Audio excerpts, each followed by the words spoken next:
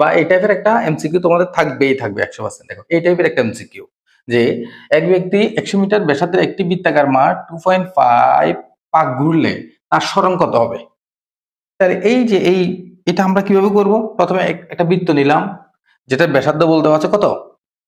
100 metre.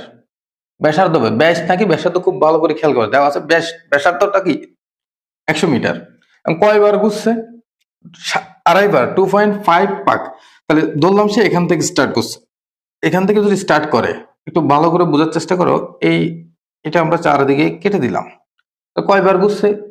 2.5 বার। একবার, সে একবার ঘুরে কোথায় আসে? আগের জায়গায় আসে। আরেকবার ঘুরলে আবার আগের জায়গায় আসে, তো 2 বার ঘুরে শেষ।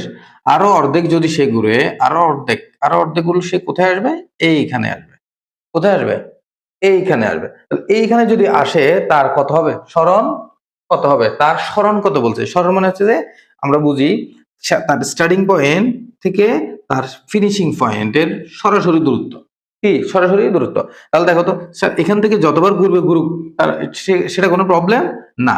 সে এই যে স্টার্টিং পয়েন্ট থেকে ফিনিশিং পয়েন্ট কোথায়? এখানে। তাহলে এখান থেকে আমাদের এখান পর্যন্ত দূরত্বটা কত? এখান থেকে এখান পর্যন্ত দূরত্বটা কত? সেটাই হচ্ছে যে কি সরণ। তাহলে এ থেকে বি এর দূরত্ব কত? এটা 100 হলে এটাও 100। তাহলে আমাদের ফাইনাল আনসার কত হবে? 200 মিটার।